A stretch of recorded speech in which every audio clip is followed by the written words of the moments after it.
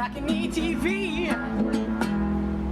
Hey there, you are watching Balcony TV Sydney. My name is Cassie and I'm very excited to be joined here by Steve Balbi. Balbi? Balbi. Balbi. I like it. It sounds good. How are you? I'm good, thank you very much. That's good. It's good to have some rock royalty here on the balcony. For me, being an Aussie rock fan, it's a pretty exciting moment, so thank you for joining us here. Thanks for having a balcony and inviting me on it. Exactly, and thanks for the sun to be shining for us to wear these sunglasses. Now, we will be hearing a track off your debut album, which is pretty exciting. What song can we hear from you? Well, I'm not going to play a single because I'm not that kind of guy. I'm going to play a song called Moving On because I feel like playing that one today. Excellent, thank you. Let's hear it. Okay.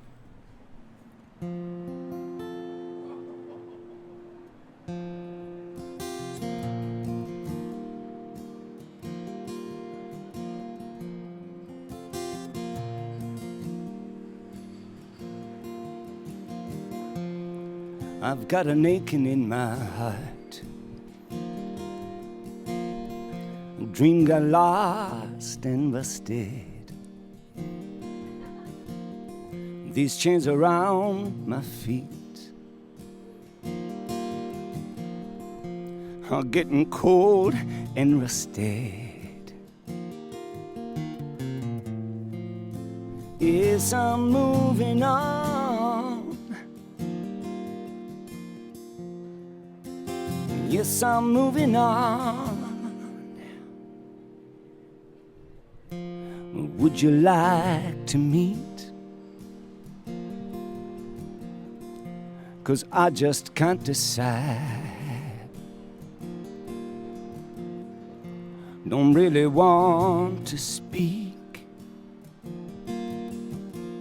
but I know I just can't hide.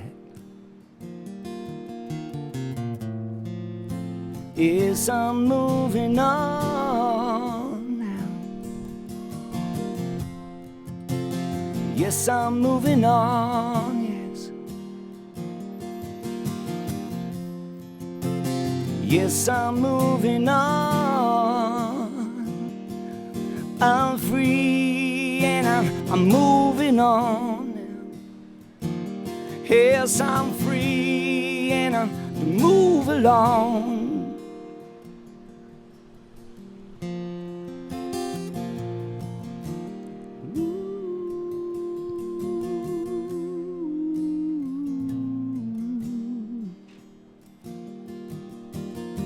And I'm scared to do the walk, 'cause the road is long and steep. And I'm standing at the fork, and the sign just says believe. Here's the sign just says believe.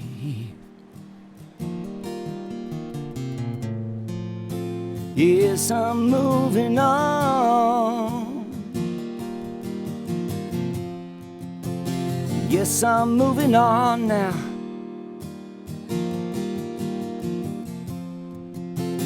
Yes, I'm moving on. I'm free and I'm moving on. Yes, I'm free and I'm moving on. And I pray, I wait. And I pray and I wait, and I pray and I wait. And you say, sweet child, you know you're not alone. I'll be right beside you. I've always wanted this for you.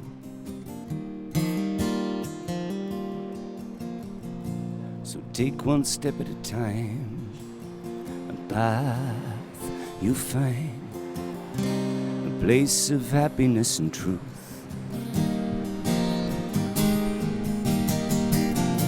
Don't drag the past along. Be brave now, be strong. So come take my hand, yes, we'll find the promised land.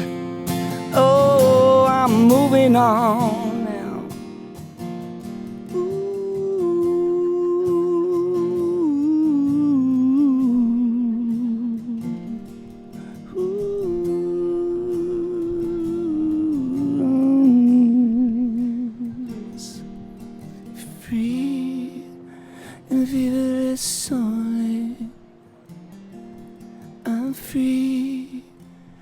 vivere sole.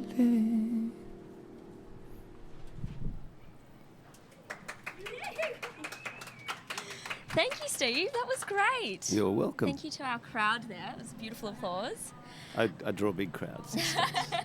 It's quite intimate for a reason, though. This is a VIP event that we don't invite all. But thank you so much again. It's a pleasure to have you here. Now, as I said, that song is off your debut album. Yeah, debut album. Wow, I'm such an old guy and I'm having a debut album. Not How's so much that? old guy, but I guess more somebody who's had such a long career in the music industry. I guess you started playing professionally in the 80s. Am I right? Is that No. I started playing professionally when I was about 16, so I haven't done the maths, but it's been a long time, and blessed gift it's been. And you have been, playing bass for quite a long time. So why? I guess you've been writing your own stuff. Why has it taken so long for your first full-length album, Steve? There's a quick TV answer and there's a long psychologist answer, and the psychologist answer, in short, is it's fear, really. It's always about fear of success, fear of failure. I got to an age where I got nothing to lose and I got a lot to say, and, why not? Exactly, why not? It's beautiful. It's a beautiful record. And how was the transition for you going from being a bass player to I was being never the a bass frontman? player. I was You never weren't a a bass. bass player? No, I got stuck on the bass. I got stuck with a bunch of guys, lovely people. We wrote some songs. We had a couple of hits, and I got stuck on the bass, and that's why I left Noiseworks. And eventually, I was a loyal guy, and it was just killing me musically, and I just needed to express myself because I started out just as a kid in the driveway, very much like A Day Like Today. I remember writing my first song, Mary Jane. Had no idea that I'd be a big pothead later in years, but anyway. It was a day like this, and I was always just strumming guitar and singing songs to people. So going, I guess, from that side of the stage to the middle, how's it been for you, and how are the live shows? Oh, it's always a double-edged sword for me. I'm an egomaniac with an inferiority complex. So I love being on stage and I love giving, but I hate the thought of it still. But I adore the idea of it. So it just is what it is. I guess we're all born with something, with our gifts, individual gifts, and music's mine. And I just love to. I'm just grateful I can, share it. And I think that you definitely had to take that path to get to that point as well, because without that path we wouldn't have such an incredible album. Writing it, have you been kind of writing this material throughout? Like how long has this album been in the works for? I'm glad you asked that question because it's taken so long for me to get to this point. There's so many songs out there that fans that have been coming to see me have never had the pleasure of owning or having. And so I kind of did, without sounding really corny, I kind of made this record for my fans because and I wanted to own a piece of my history that I tried to run away from, the whole Noiseworks thing. So I re-recorded a song called Touch that I wrote. It was a hit in the 80s, but I didn't record it for any commercial reasons. I recorded it because I had to own that stuff and go, okay, yeah, I was the guy in Noiseworks. That's cool, We all make mistakes. And there's songs that my fans loved, and then there's songs that I only just recently wrote. So it's a launch pad for me. I'm just going to keep making records. I've already started a new record, which I can't wait to get out. And speaking of getting out there as well, you are hitting the road. You are the main support for the Baby Animals for their coming tour. Yeah. Have you toured with that band before? Yeah, absolutely. I toured with them. I don't know when it was. Must have been. I was in a band with Justin Stanley called the Electric Hippies, and we toured with the Baby Animals. And I love those guys. They're great people. They're my friends, and I'm really looking forward to hearing them and being able to tour the country with them again, sharing our chocolate crackles. There's something about chocolate crackles, and I can't remember what it was.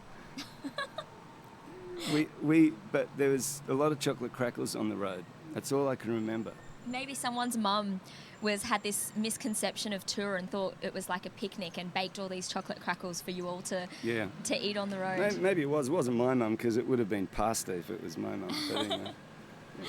It is nice to see friends back on the road, and also for fans as well. It's kind of like a buy one get one free almost. It's like such a great gig, and good for the fans. Now, you did mention them before, and this record, as you said, is much for the fans. So do you have much connection with your fans now with the move of social media? And I do. I've really embraced it. I love it.